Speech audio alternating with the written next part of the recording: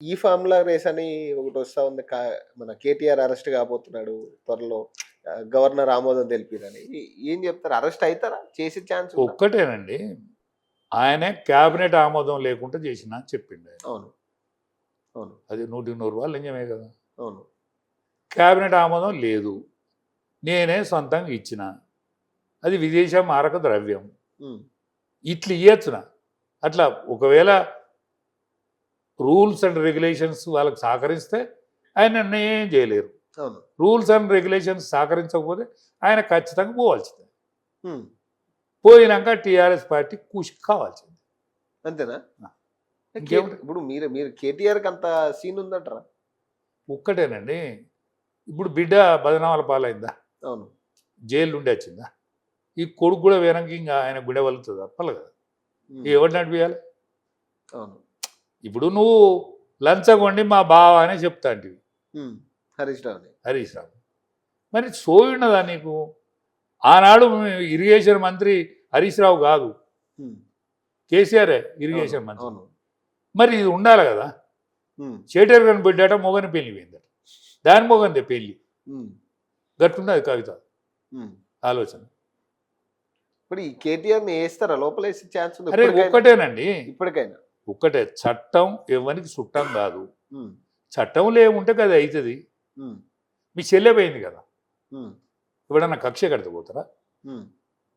అనేక మంది పోయిన వాళ్ళు కక్ష కడితే వీళ్ళ పశువుల కుంభకోణం. అవును. ఇంకా ఆయన పార్టీ రేవు కొత్తలేదు, ఎరికేనా? అవును. అవును. ఆయన పార్టీ రేవు కొత్తలేదు. అంత గొప్ప నాయకుడు, సోషలిస్ట్ నాయకుడు. అవును. ఆయన పార్టీ రేవు కొత్తందా? లేదు. నీకు అవినీతి మచ్చబడ్డాక నీ పార్టీలు రేవు కొత్తాయా? హ్మ్. కష్టమే ఇక. మీరు ఆల్ ఇండియాలో చూస్తారు పార్టీల పరిస్థితి. అవును. రారు కదా! రాదు. ఆ? ఏ ఏ పార్టీ రాదు. ఇప్పుడు ఏమైంది? ఇప్పుడు మన సమాజ్వాదీ పార్టీ ఏమైంది? హ్మ్. ఇప్పుడు లల్లు ప్రసాద్ పార్టీ ఏమైంది? కన్షిరామ్ పార్టీ ఏమైంది? రేపు కలకత్తాలో ఆమె పార్టీ ఏమవుతుంది? అవును. అవును. ఆమ్ ఆద్మీ. ఆమ్ ఆద్మీ పార్టీ ఏమవుతుంది? అవును. ఇవాళ ఢిల్లీలో ఆమ్ ఆద్మీ పార్టీ అయితే గడి గడిచిందా? కష్టమే. ఆయన కూడా జైలుకి పోయిండా? అవును. అవును. ఇప్పుడు పశ్చిమ బెంగాల్లో ఆమె పార్టీ ఏమవుతుంది రేపు? హ్మ్. ఎన్నాళ్ళు దౌర్జన్యం? నువ్వు స్త్రీమూర్తివి, స్త్రీల మీద అత్యాచారాలు జరుగుతున్నాయి. హ్మ్. పక్క నుంచి వచ్చి బంగ్లాదేశీలతో అత్యాచారం చేయిస్తాను. హ్మ్. నువ్వు అవును. స్త్రీవి తల్లి, నువ్వు 3 సార్లు ముఖ్యమంత్రి అయినావు. అవును. ఇంకేం కావాలి? నీకేం ఎక్కరున్నది? హ్మ్. ప్రజల శ్రేయస్సు. మానవంగాలకు నువ్వు అవును. ఆగం చేస్తావా నీ పదవి కోసం?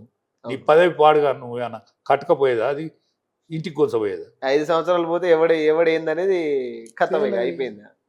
5 సంవత్సరాల దానికి ఇదంతా చేస్తాడు. గింత ఆరాటం చేస్తావా? గింత నాశనం చేస్తావా? ఇప్పుడు ఇందులో కేసీఆర్‌ది కూడా కొన్ని కేసులు ఉన్నాయి కదా మరి ఇప్పుడు?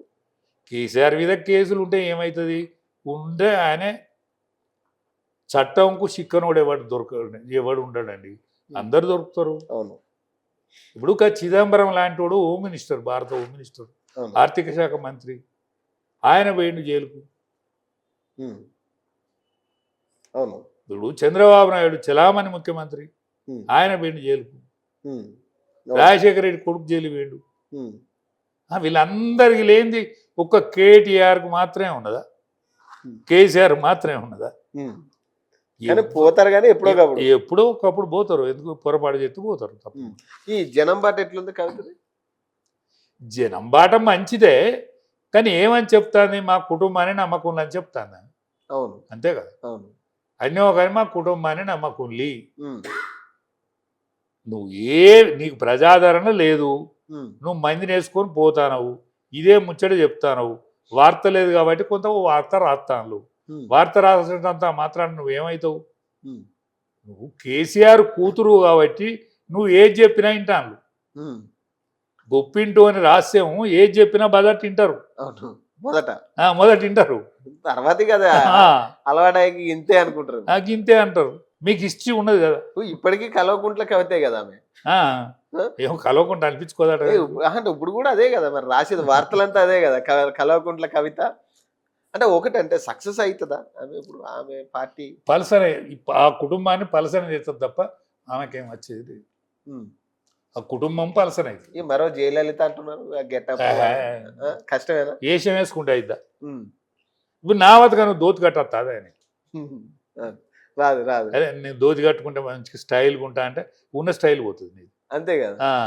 ఆమె జయలలిత ఎట్లయితే జయలలిత ఎంత కష్టపడ్డది. అవును. అన్నా డిఎంకే నిలబెట్టేటప్పుడు ఎంజి రామచంద్రన్ చచ్చిపోయిన తర్వాత ఆమెను ద్రౌపది వస్త్రాభరణ చేసిండు ఉమ్. శాసనసభలో. అవును అవును అవును ఆమె చికెట్గా ముడుచుకోరన్నది, అంత శపథం చేసిపోయింది, అవును గ్రామాల పడి తిరిగింది, సక్సెస్ అయింది. ఆమె కూడా జైలుకి పోయింది. అవును. అన్ని అన్ని అనుమానాలు అవమానాలు ఉన్నాయి. అన్ని అవమానాలే. ఉమ్. అచ్చా, ఆమె జైలుకు పోయినాక ముఖ్యమంత్రి అయిందని నువ్వు ముఖ్యమంత్రి అవుతావా? ఉమ్. అంటే నువ్వు జైలుకు ముందుగాల పోయినావు. అది కానీ ఈమె బీసీల గురించి మాట్లాడుతుంది, మీలా ఉద్యమకారుల గురించి మాట్లాడుతుంది, నిరుద్యోగులు అంటుంది. అంటే ఒక ఒక తాటి మీద కదా రైతులు అంటుంది, రకరకాలు. ఇప్పుడు దాకా ఇక్కడ మాట్లాడు కానీ ఉమ్. నువ్వు ఆస్తి అదివరకు ఎంత ఉండే, ఇప్పుడు ఎవ్వల దగ్గర ఎంత ఆస్తి ఉన్నదో లెక్కలతో పాటు చెప్తా అని చెప్పు. రేపు ఉమ్. రేపు ఇంకా తిరగాలి కదా నువ్వు. అవును. ఈ తిరిగినప్పుడైనా చెప్పు, చెంపలేసుకోవాలి. చెంపలేసుకొని చెప్పు, ఉమ్. బుక్కు భూమికి రాయి. ఉమ్.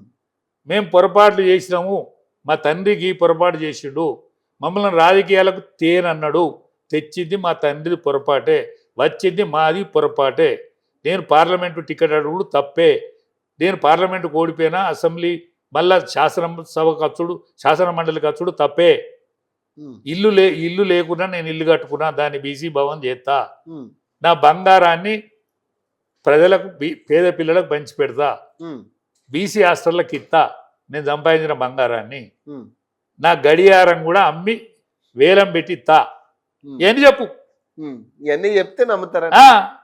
నేను పట్టు వస్త్రాలు ధరించగా నేను మామూలు నార చీరలు మామూలు బట్టలు కట్టుకొని మీ మధ్యకి వచ్చింది తప్పే, కానీ నేను సామాన్య జనంలో కలవదాల్చుకున్నా, ఆ పట్టు చీరలు కూడా వేలం ఎత్తా అని చెప్పు.